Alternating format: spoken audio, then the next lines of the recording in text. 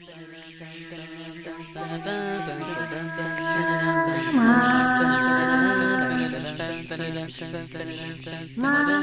in the body of a New Yorker.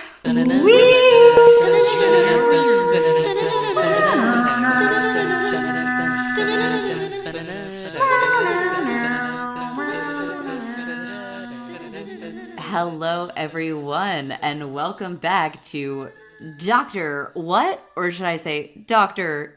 Nyat? That was pretty bad. As always, I am Sister Jeannette. And I'm Sister Sara. I think you're Mother Jeannette. You're matron. I'm Matron Jeannette. I'm Mama. Oh, mama. Okay. Well, anyway, as you can tell from the intro, or maybe you can't tell from the intro, but today we are covering episode 2 of series 2, New Earth, which, wow. A lot of really great callbacks in this episode. Callback starts with the letter C, which Cassandra also starts with. And she was the best callback. Arguably. Not even arguably. I wrote in my notes, I literally wrote, Lady Cassandra Cuntress? Like in all caps, with the exclamation point, question mark, exclamation point, etc. I was very excited to see her back. And I have seen clips of this episode before. So when it started leading up to the part, I was like, oh my god, of the part that I had seen. But we'll talk about that later. Oh my god, I was just about to ask you what part you had seen, but we're going to talk about it later. So we'll talk about it because it was my favorite part. Oh my god, we're being edged. We're being edged by Matron Jeannette. The edger. I can't. Oh, well, anyway, for those of you who haven't seen the episode, here is a short synopsis, and then we can get into the fun facts. So, in the distant future, an order of cat nuns cure all illnesses, but the 10th Doctor is suspicious of their methods. He must uncover the truth and save Rose from the vengeance of his old enemy, the Lady Cassandra. It doesn't say Cassandra. I added that in. It's kind of criminal that they didn't add Cunt Sandra. I feel like that's a pretty accurate description. It is the most accurate description, especially with the clip, the old film from when she was still in her, body. I was like, oh, I didn't know you served like that. She was right the whole time. She really was right the whole time. I mean, that's what happens when you're moisturized, I guess. You gotta be moisturized. Do you think she uses a vino? I know she uses Jergens, the cherry blossom scent. Jergens hand lotion.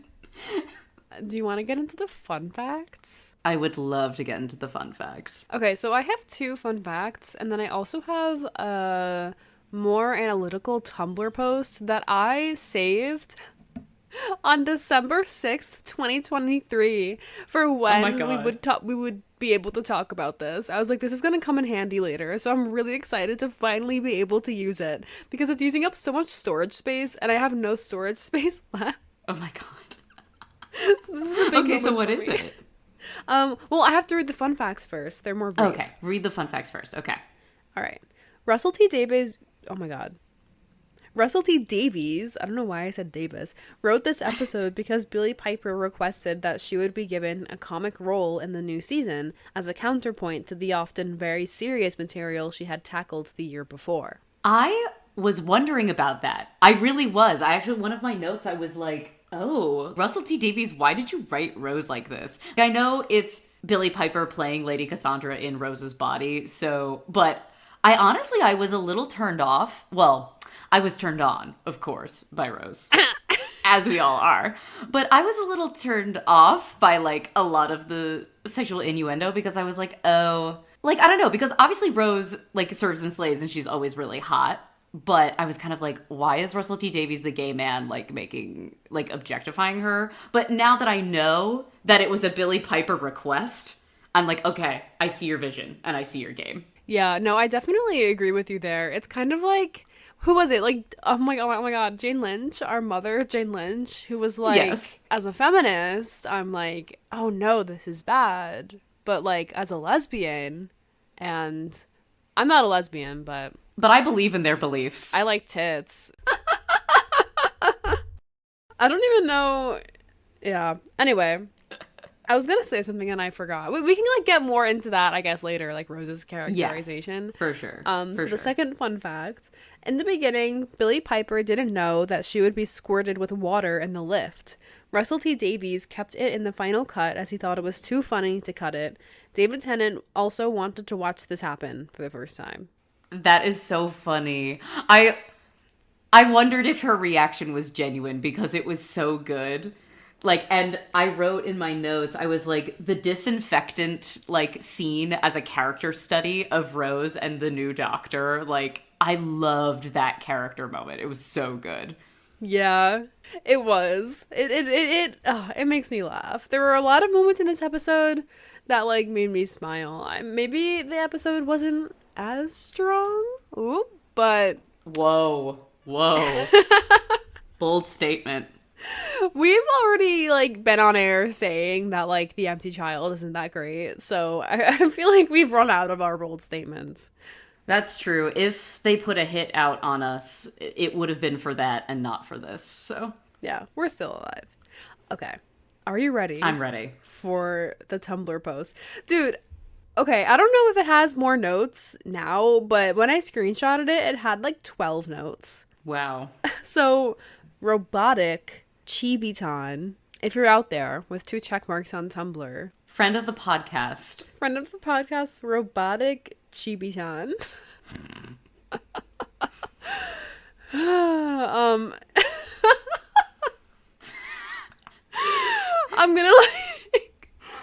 I'm gonna be like committed at the end of this episode. Okay.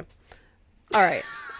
So the post reads, Committed in the hospital at New York. if they have a psych unit, yeah. Okay. I don't think I've ever seen anyone talking about this, though I'm sure people have, but in Doctor Who, the character Cassandra, the last human, is not just a silly villain. She's a character created to make a specific point. Her entire being revolves around being thin and beautiful. She's made herself into a horrifying version of humanity just to be thin. The second episode where she truly dies, she's watching footage from the last time someone called her beautiful. She's a deeply insecure woman who has turned herself into a monster to fit human beauty standards, but there's no humans left to call her beautiful. I just think about that and the fact that Christopher Eccleston was struggling with an eating disorder during filming, and I wish that we had talked more about this. I didn't know that until I read that post, but like, yeah, I feel like it's not addressed as much as it should be. I think her whole thing about being the last human is more discussed, as it should, but beauty standards really do harm people and kill people, and it's like she becomes a monster because of that, and I feel like that post warranted reading. Yeah, snaps all around for robotic Chibitan. I think it's robotic Chibitan. Chibitan? Yeah, that was really good because that is something that I commented on in my notes for this episode. Something that I didn't necessarily pick up on, I think, in the first in the End of the World, or the End of the World. Yeah. Because it was kind of more played for laughs, I felt, in a more ridiculous way. But this, I mean, especially with the comments that she makes about Tennant's and Piper's bodies, the weight thing was very pointed a lot. Like calling, what did she say? Oh, it's like living in a bouncy castle when she goes into Rose's body, and then when she gets to David Tennant being like, oh, he's slim. Like, girl? That was crazy. And foxy, too. Yeah. Dude. It's fine. I'm normal. I'm so normal. I'm really normal. You and me both were going to be committed in 2 quarantine pods right next to each other because we both have every disease known to man. Every form of brain rot. Every form of brain rot. But yeah, wow. That was a great post. Thank you, Mr. Robotic. Mix Robotic. Friend of the podcast, Robotic. But great post warrants to also talk about great parts of the episode. Greatest, perhaps. What was your favorite part of the episode? Cassandra. Yeah. Just like all around. Like seeing so many actors get to like portray her and clearly having so much fun doing so. Just like made me have fun as well. I love her accent.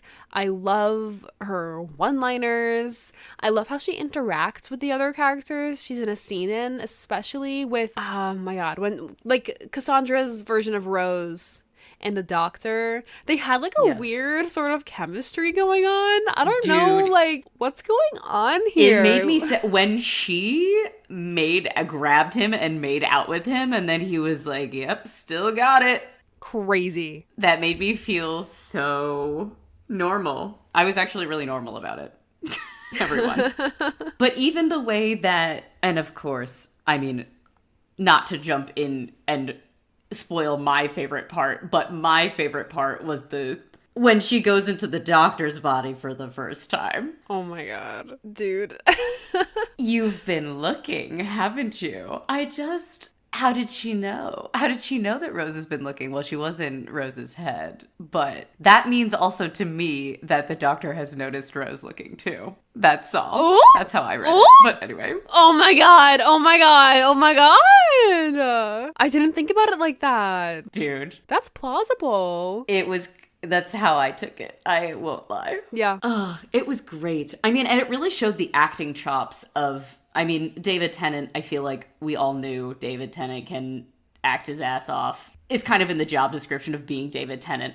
But it was really great to see the range of Billie Piper also, because I feel like we don't usually see a lot else from her. Seeing her comic and like her kind of sultry suave like character acting, that was awesome. And also the actor who played Chip, that was really cool too. Yeah. Even that one lady climbing the ladder. Yes. Like, you can tell she had fun with that like one line she had. Like she knew Cassandra. You know, like it was it's just so fun to see this character be like passed off to like all these different actors, and you can tell that they're all like, ooh, like my turn now, you know? Like I love it. Yeah, it was a lot of fun. That was a really well done aspect of the episode. Speaking of Chip. Yeah. Chippy boy. Chippy boy. We love Chip. Dude, he was kind of cute. He was really cute with it. Yeah, like, you know, like an ugly, cute, kind of like weird, like creature. He's like Renfield from Dracula, you know, like, oh, I eat bugs. Yes, master. Well, okay. So Renfield also was in the original Dracula. I'm pretty sure. The one with Nicolas Cage.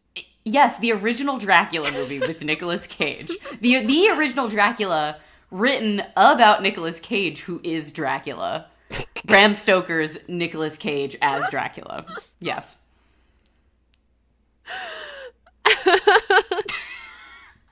But anyway, he kind of has that like Igor-esque, oh, I'll do anything for you, mistress, like, yeah. Yes, mistress, no, mistress, how high should I jump, mistress, etc. The way that he like touches her and he's like soothes her, strokes her. I'm like, what are you? It was incredibly entertaining for me.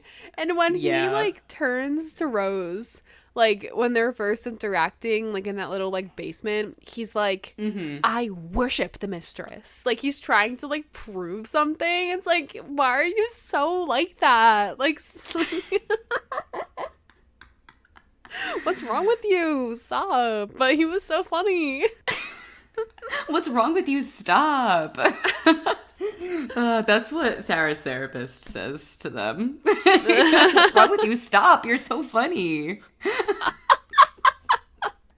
She does laugh. I do make her laugh sometimes, which is good. That's good. Yeah, no, my previous two therapists would never laugh when I told jokes, but this one does. That's really sad. Yeah. Well, I mean, I was 16, so I think it was a mix between like me not being funny, but also like them being old, and also like I don't even know I was what the gonna say, I third feel thing like you were a was. pretty funny 16-year-old. I knew you when you were 16.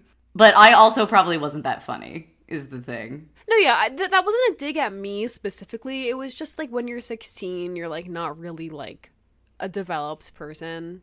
Sure, So, sure. you know, I don't even know what I was gonna say. That's okay. I would like to jump in. So I feel like we're agreed with best part of the episode being Cassandra. Like, we agree on this. This was one of our best parts. I did also want to throw in a shout out. This was my close second. As much as a lot of the CGI in the episode was really bad, there were some great practical effects this episode that when they got into the hospital, I was like, oh my god, it's the cat nurse hospital. It's the cat nurse episode. Perfect, because I've seen the cat nurses in there before, and they were great.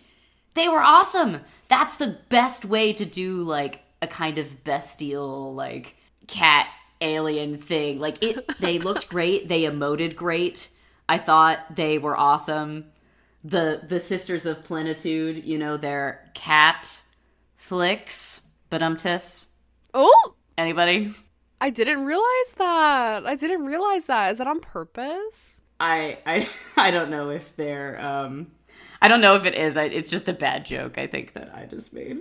No, I actually saw on IMDb that Russell T Davies wrote that into the plot. They were originally supposed to be dogs, but then they were like, you know, cat licks would be such a good pun, and so they put it No in. shot. You're joking me right now. No, I'm not. Wow. The mind of Russell T Davies is connected to mine. Like, we're connected electronically, you know, through the waves, the air, on the air right now. We were just talking about that 2 episodes ago. It was an intentional callback. Thank you for Oh my god. We're just callbacks all around in this. Oh my god, and the face of Bo, huge callback. The face of Bo being there again. It was awesome. Yeah, he's a giant face in a vat. Love him. He is a giant face in a bat. I was curious though. So we had the two, Face of Bo and Lady Cassandra, from the episode The End of the World. Does the timeline work out correctly? What year was that supposed to, like, the Earth exploding? What year was that supposed to be in? And how, like, When they say the year in that episode in The End of the World, it's not like a normal year. I don't know the specifics. It's like something 9 million tree apple 0.5. Like some like random like sci-fi shit like that like that it doesn't make sense. It would have to work out, right? yeah. I mean, it's just one of those things. A lot of things get hand waved anyway, but I was kind of looking and watching and being like, oh, I thought we were earlier than when the Earth exploded. But I guess this is like the new Earth, right? And the new New York. I really love the bits in Doctor Who that like are not explained. Like the explanation is that they happen because the plot wants them to happen, and then the Doctor will have a line being like, "But that thing was used on that planet." And then we're like, oh, okay, sci-fi. And then it, like, we just file it away. Like, the whole, like, psychic consciousness thing, the possession thing, like, that's not... You can't do that with science. That's not real. But you can. The psychic waves. Dude, we're on the air. We connect our brain waves all the time. I'm gonna go in your head. I'm gonna get you. No! Hi, everybody. I'm Sarah. And welcome back to Dr. What? I was waiting for, like, what impression you would come up with, and I could hear in, like, the dead space, like, your brain, like, the gears in your brain, like, turning, and eventually, like, too much time passed, and you just decided, I'm just gonna say, hello everyone, I'm Sarah. Well, what else was I supposed to do? What would have been better? Should I have been like, oh, I'm in the body of a New Yorker. Like, I'm Lady Cassandra now. You know, like, oh, terrible. I'm in the body of a New Yorker. Average Brit. Literally average Brit. They do that all the time. They say that constantly. I wake up and I say I'm in the body of a New Yorker. Goodness gracious. But anything else we wanted to say about highlights of the episode? Yeah. Before we move into the lowlights of the episode? I've got a highlight. I have the biggest highlight, actually. The end. Yeah. Like, this episode is so silly throughout. It's just so silly. But the ending always makes me cry. I mean, I didn't cry this time, but I kind of like teared up, you know? It's just yeah. La di da di da, and then like, what if you just like freaked out and cried, you know? It's really true. I liked this episode. I mean, we had some hard-hitting moments in the middle. I mean, Russell T Davies is really good at this, right? Balancing like hard-hitting character moments with humor a lot of the time. I think this, even if it wasn't the strongest, like, plot-wise, I think character silliness and, like, getting character beats through humor versus, like, a really hard-hitting emotional moment, I think this did its job very well in a Russell T Davies style. But I liked that it was basically all saved for the end. Like, we had kind of a really heartfelt conclusion that was unexpected because the episode, as you said, the rest of the episode was so silly. We had a little bit, like, of moral stuff in the middle when the doctor's like, they're living, they have every disease, and they've never felt like another human. Oh, that was not a bad David Tennant doctor impression, I don't think. Well, do it again. I don't know, you tell me. No, I won't do it again. I'm embarrassed. But, you know, he kind of gets, like, a little, like, narrow-mouthed with it, and he kind of, like, scrunches his nose, and he's like, ah. But anyway. Yeah, no, I can, like, picture that David Tennant face, like, perfectly in my mind when he, like, bares his, like, weird, like, long teeth. Yes, he bares his teeth and he scrunches up his nose and he does his British accent, his English accent, even though he's Scottish. Yeah, the English accent is, like, fighting its way through his body, like. Exactly. But harkening back to what you were saying earlier about how it felt kind of like balanced, like you had like some moral moments and then you had a lot of silly moments, but then at the end it was like a really heartfelt scene. And yeah. I wanted to clarify that even though it was like it was like a big tonal shift, it didn't feel weird to me. It never felt weird to me. You know, I don't feel this way just because it's a rewatch. Like when I first watched it, it still made me emotional. Because the entire time, even when it's like really silly, like you're learning a lot about Cassandra, you already have this knowledge base about her. Mm-hmm. And then when you get to the end, even if it's more emotional than the rest of the episode has been, you have enough information to really feel it. Yeah. And I think that's really good, you know, writing-wise. Yeah, I agree. 100%. I agree. But what didn't make sense? What was your least favorite part of the episode? I love your segues. Thank you.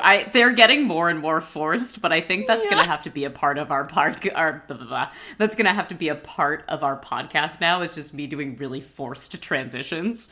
In like that moment of silence, I nearly said, "So, worst part." Like you're still like the segue person. Like don't discredit yourself. Thank you. But yeah, so worst part. You have some criticisms for the episode? I do, and I think that they might be the same as yours.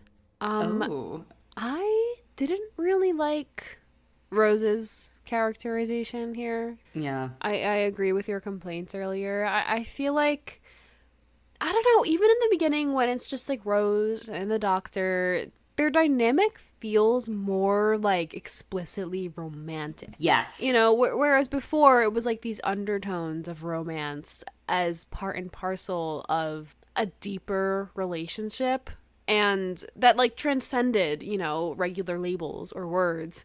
And this is just like, our first date, hee hee, you're cute. And it just kind of feels really weird to me. It's like a big difference that I don't really know like where it came from, other than like she finds Tennant's doctor more physically appealing.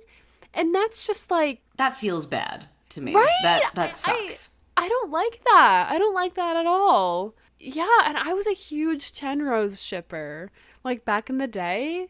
And I do not like the start that they've gotten off to. Because even in the Christmas Invasion, like, Rose is, like, kind of just, like, made, like, a damsel in distress. And then at the end of the episode, she's like, oh, this works for me. Like, it's so weirdly cutesy when their relationship, it was sweet, it was meaningful, and there was romance, but it wasn't cute. Right. I agree wholeheartedly, 100%. I wrote in my notes at the very beginning of the episode, the way that Tennant's doctor interacts with Rose versus Eccleston's doctor, like, the disparity is crazy. And I know they're playing different kinds of doctors here, but I wonder where it's going to go from here, because it's starting out very romantically charged and, as you said, very cutesy. But I feel like because it's starting off so heavy-handed and so strong, I wonder if Rose is going to be in for, like, a major world of hurt later, because the doctor is still not emotionally available, right? Like, 100%. Mm-hmm. But Tennant's doctor comes off that way. So he kind of, like, lures you in by being all cheeky and charming and, like, yep, I still got it. And I wonder how that's really going to bite them later. Oh my god, Jeannette. Because I don't know. Because obviously they care for each other. Like, it's clear. That has not changed. But I think that something bad is going to happen because of the way that he acts so flippant all the time. He kind of is like a live wire, you know? He's kind of a loose cannon. Like, he has a lot of levels to his doctor, which I think I said in the last episode too. Mm-hmm. And I'm just like, I'm waiting for the other shoe to drop with their relationship. So I also wasn't crazy about it, but I think there's going to be comeuppance later that will be the payoff for it starting out so cutesy. I plead the fifth. Oh, you. Oh, stop. Am I predicting things right now? Am I? Dude. I need to know. I'm, like, sitting on my hands. I need to know. Anyway, I can't. I'm not. Yeah. Oh my god, you're killing me. I can't even think of what to say now. I'm literally, like, shaking. Can you at least tell me when? Like, how long am I gonna have to wait? Well, I mean, here's the thing. I feel like you very aptly described Tennant's doctor. And this is something that unfolds throughout his entire, like, run, because he's like the first doctor that we have that goes beyond one season. Like, we didn't really get to see Eccleston's, like, doctor's depth, really, and that's not really Eccleston's, like, fault. He's a fantastic actor. That's not what I meant. Yeah. It's just, like, they didn't get to write, like, a narrative arc for him, really. Right. It was more focused on Rose. Yeah, it was more focused on Rose, yeah. We talked about that last season. But with Tennant, you're gonna see that slow change over the course of the three main companions that he's with. So I guess just, like, keep what you said in mind and just keep watching and enjoying it. That's not... God. Yeah, that's not something that I really got to appreciate the first time I watched it, because I was so taken in by his charm. And I remember specifically just feeling really nostalgic for David Tennant, like, a couple of years ago. And so I was like, let me rewatch some Tennant episodes. And then I was like, oh my god, like, the new ones. Like, I was shocked by it, honestly. It's so good. It's so good. That's how he gets you. That's literally how he gets you, is the thing. He's so... Yeah. But I think, you know what? My issue with this episode, it's not even, like, a writing issue necessarily, or, like, an issue in the script or in the character. It's just a personal thing. Because in the Christmas Invasion, you know, we see those different sides of him. But in this one, he seems just very one note to me. Yeah, he was a bit subdued in this episode. Yeah, sure. Which, yeah, I mean, it's fine, you know, like, I feel like it gives more room for Cassandra to shine and for them all to, like, give their own take on her, and, like, that was fun and everything. It didn't need to happen. It's just kind of, like, I like seeing it happen. Yeah, 100%. Did you like seeing this episode happen? Did I like seeing this episode happen? I did, because the clip. So I've seen from New Who, aside from the episodes that I've seen, like I watched with my aunt or whatever, the full episodes I've seen 3 clips from New Who. Ooh. One of them is the Donna Noble wedding scene, you know, where they're talking through the glass and it's like, who's on first? I've seen the clip of Jack Harkness and Ten do their thing. Harkness is like trapped in a room or whatever. And I've seen the clip where Lady Cassandra is in Ten's body and is like, oh, he's slim and a little foxy.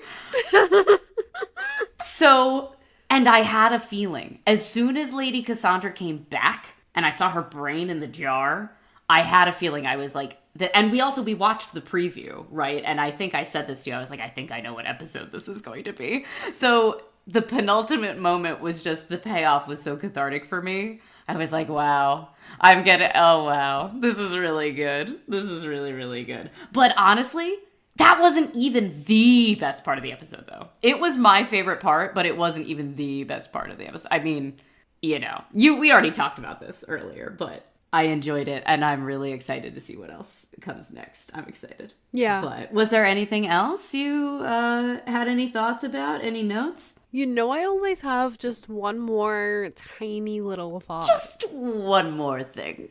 Yeah.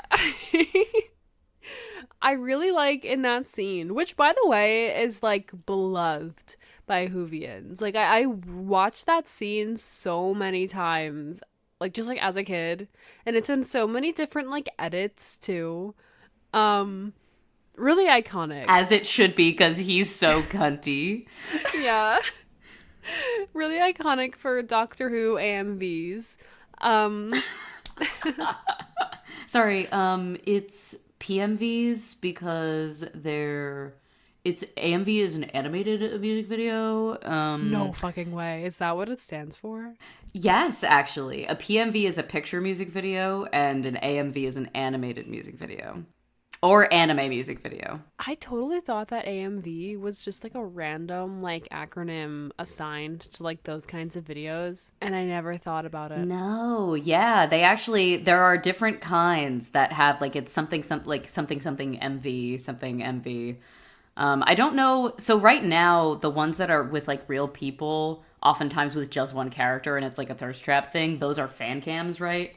Yeah. But I forget exactly what you call a music video that has like clips of real people that's longer form, like an AMV, but with real people. You know what I mean? Like, I forget what they're called. I don't know what the acronym is. A music video? Just a music... Well... MV. That's reductive.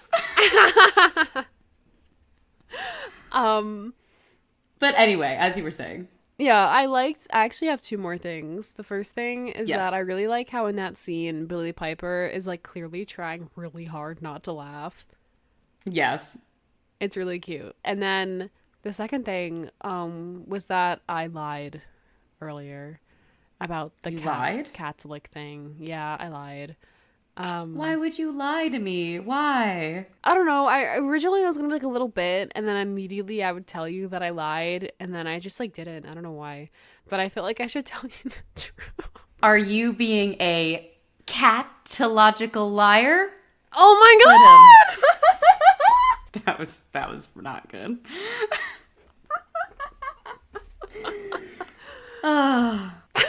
Doctor what?